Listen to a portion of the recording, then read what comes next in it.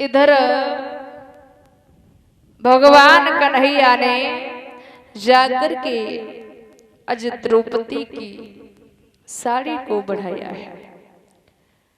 जब चीर को बढ़ाया, बढ़ाने के बाद इधर भगवान जो हैं वो सामने आए हैं।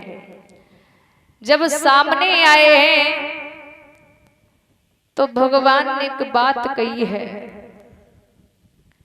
कि हे दुर्योधन, ये 5 पांडव हैं, ज्यादा नहीं है तो इनको 5 गांव दे दो। दुर्योधन बोला तुम 5 गांवों की बात कर रहे हो, हम तो इन्हें एक सुई की नोक भी जगह जगह नहीं दे सकता। अगर कुछ लेना है तो हमसे युद्ध करें। भगवान कन्हैया ने समझाया है कि अपनों से युद्ध नहीं किया जाता है, अपनों से युद्ध नहीं किया जाता है। दुर्योधन कहने लगा है तो मैं इनको कुछ भी नहीं दे सकता। बोले आप तैयार हैं? हाँ मैं तैयार हूं, मैं युद्ध करना चाहता हूं। महाराज जब ये कहा कि मैं युद्ध करना चाहता हूं तो उसी समय भगवान ने कहा है ठीक है, आप अगर नहीं मान रहे हैं तो मैं आपकी बात में सहमत हूं। और ध्यान रखना, एक तरफ से हम सारथी बन करके आएंगे और एक तरफ से हमारी सेना आएगी। बताओ दुर्योधन तुम्हें क्या लेना है?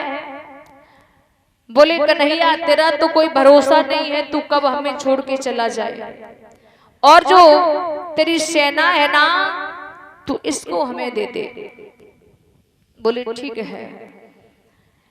जाकर के अर्जुन से कहा कि अर्जुन एक तरफ से मैं सारथी बन करके आऊंगा और एक तरफ से हमारी सेना आएगी, तो बताओ आप क्या लेना चाहते हैं।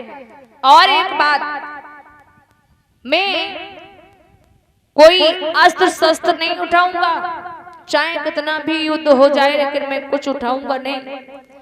बोले ठीक है प्रभु, हमें उस सेना की जरूरत नहीं है, हमें तो सिर्फ आपकी जरूरत है। अर्जुन ने कहा कन्हैया सिर्फ हमें तुम्हारी जरूरत है, आप हमारे पास हैं। कृष्ण बोले अर्जुन तुम्हें एक बात पता है क्या, मैं कोई अस्त्र शस्त्र नहीं उठाऊंगा, देख लेना। बोले देख लिया, मुझे कोई जरूरत नहीं है। जब आप हमारे साथ हैं और कहते हैं परीक्षित जी जब तीनों लोगों का ही सामने बैठा हो फिर क्या जरूरत है किसकी। तो भगवान कन्हैया ने कहा है ठीक है, इधर युद्ध के लिए कोई अच्छी जगह देखी जाए जहां युद्ध होगा। बोले कुरुक्षेत्र के मैदानों में युद्ध होना चाहिए।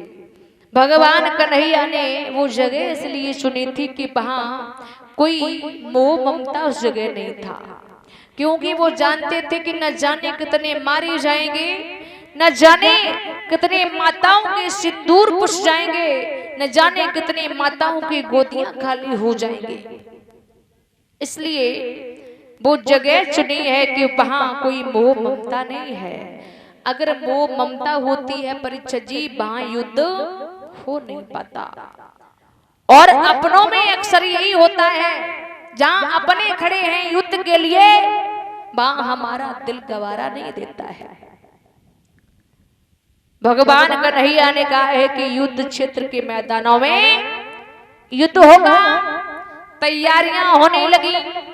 और जब तैयारियां होने लगी हैं तो उसी समय इधर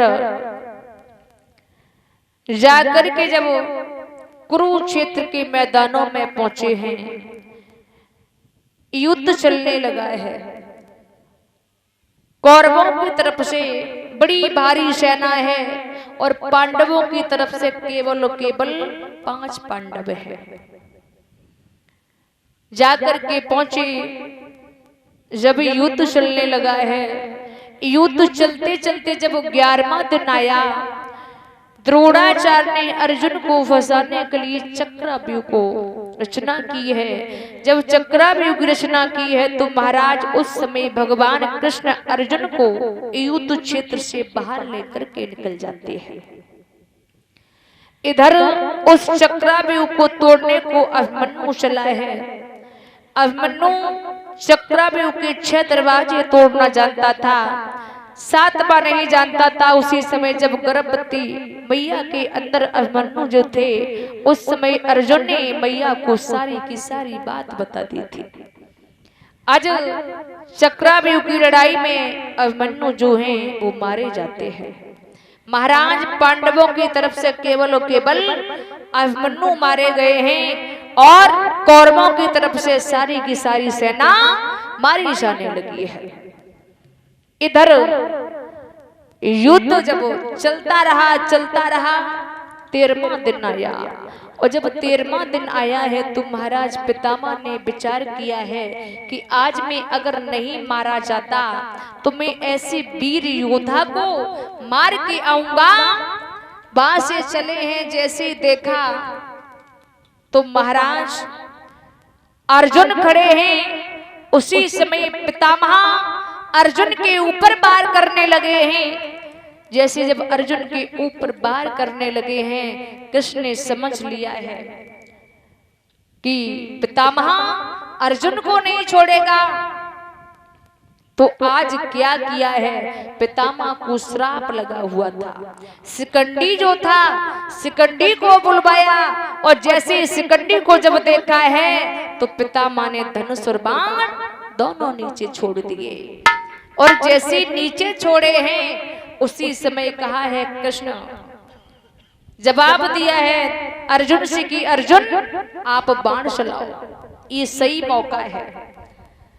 अर्जुन कहने लगे हैं, कन्हैया क्या कह रहे हो, ये तो अपने हैं और अपनों पे बाण कैसे चलाए, ये कोई सही बात नहीं है। कृष्ण ने जवाब दिया, अब तुम हमें सिखाओगे, ये सही नहीं मौका है। हम जो कहें आप वो करते जाइए, बाण को चलाओ। और जैसी जब बाण को चलाया है, आज पितामह के शरीर को छन्नी कर दिया। और जब छन्नी कर दिया है तो पितामह आज आधीन होकर के जमीन पर लेट गए हैं। जब जमीन पर लेट गए हैं तो उसी समय आज अर्जुन कहने लगे हैं, सुनो के सब, तुम्हें पता नहीं है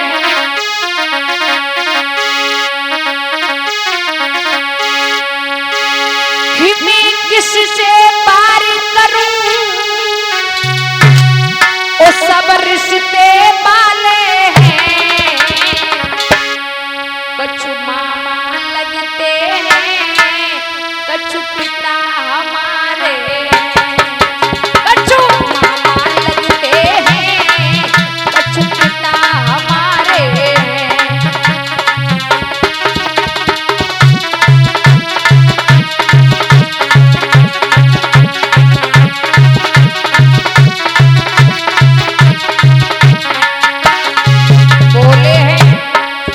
अर्जुन कहते हैं कि सब तुम्हें पता नहीं है मैं किस पे पार करूं, मैं किस पे पार करूं, सब रिश्ते वाले हैं, कछु मामा लगते हैं, कछु पिता हमारे, कछु मामा लगते हैं, कछु पिता हमारे।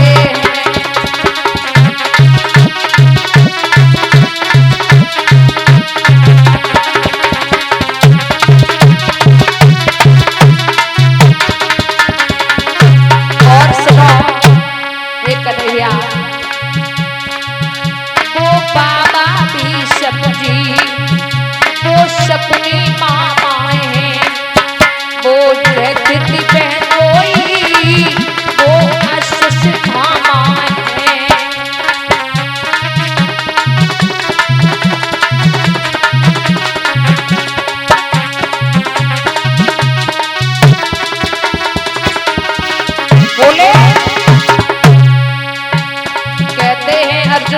कन्हैया वो बाबा भी सपनी, वो सपनी मामा है, वो रहते दिन बहन कोई, वो अशसिता है।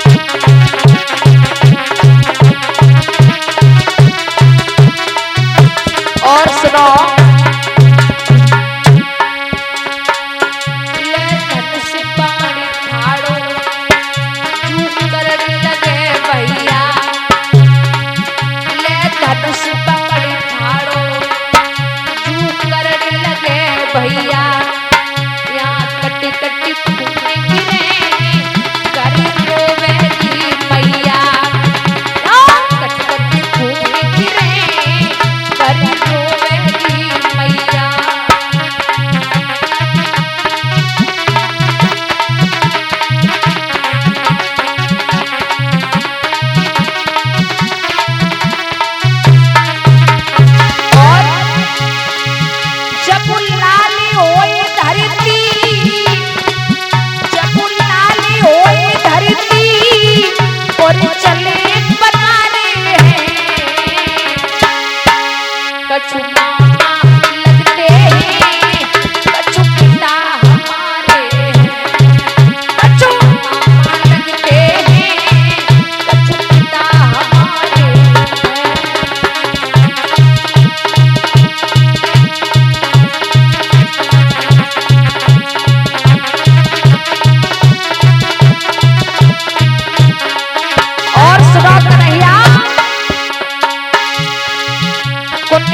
सब मर जाएगो मोस्त्रा को लगे भारी, कुनबा सब मर जाएगो मोस्त्रा को लगे भारी। रोए रोए के मर जाएंगी इनकी सब घरवाली, रोए रोए के मर जाएंगी इनकी सब घरवाली।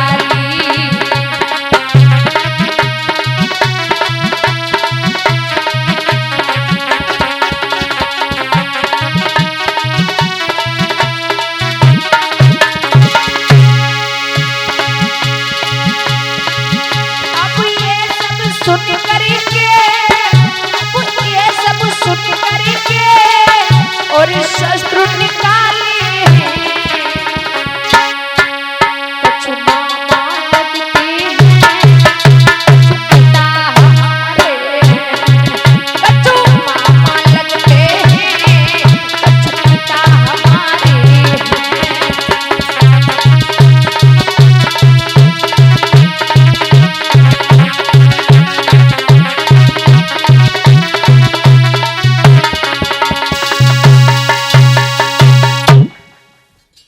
अर्जुन ने जवाब दिया है कृष्णा ये तो सभी अपने हैं। भगवान कन्हैया बोले अर्जुन क्या कह रहे हो, अरे बाण चलाओ। उसी समय बाण पे बाण छोड़ने लगे हैं, शरीर को छन्नी कर दिया, आधीन होकर के पितामह जमीन पर गिर पड़ते हैं।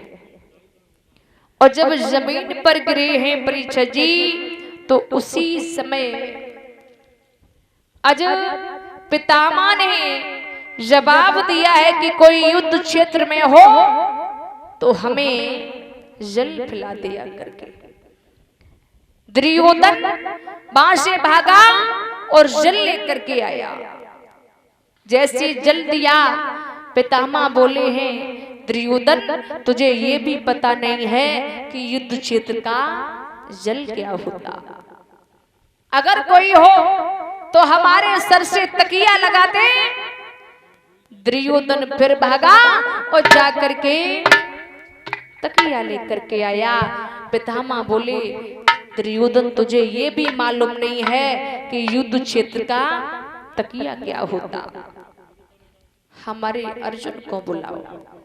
परीक्षित जी, कहा जाता है कि चाहे कितनी भी दुश्मनी हो जाए लेकिन अपने अपने हुआ करते हैं। समय पर अपने की बड़ी याद आती है। पितामह रोने लगे हैं और कहने लगे हैं,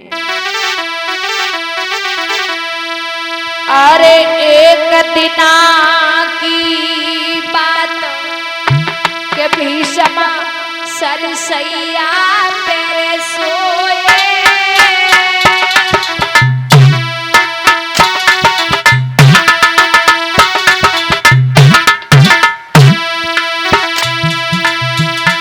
जब नीचे लटक रही नारी याद करी अर्जुन की रोए। जब नीचे लटक रही नारी याद करी अर्जुन की रोए।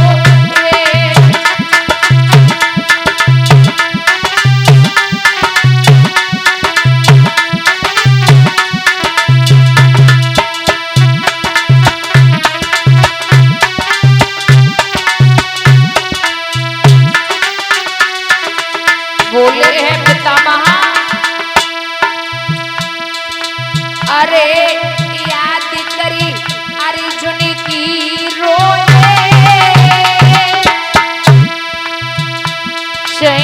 कितनो हुई जाए पैर बखती सुधी अपने की आवे। चाहे कितनो हुई जाए पैर बखती सुधी।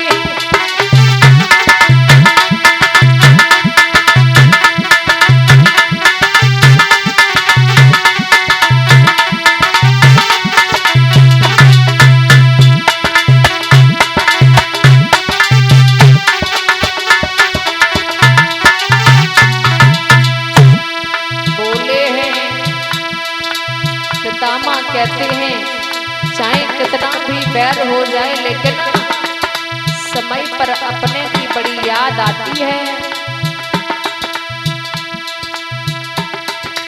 अरे बुलाई निका पारथ मोदी जो। अरे बुलाई निका पारथ मोदी जो। तकिया चाय लगाई हमें माँ भारती खिलैयो। निको तकिया चाय लगाई हमें माँ।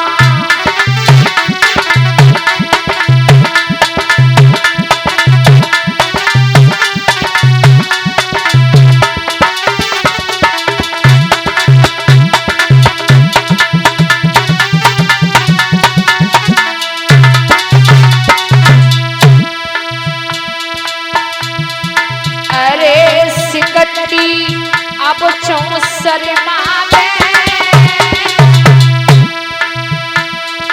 अरे सिकटी अब चौसर मावे। चाहे कितनो हुई जाए पैर बखत सुधी अपने की आवे। चाहे कितनो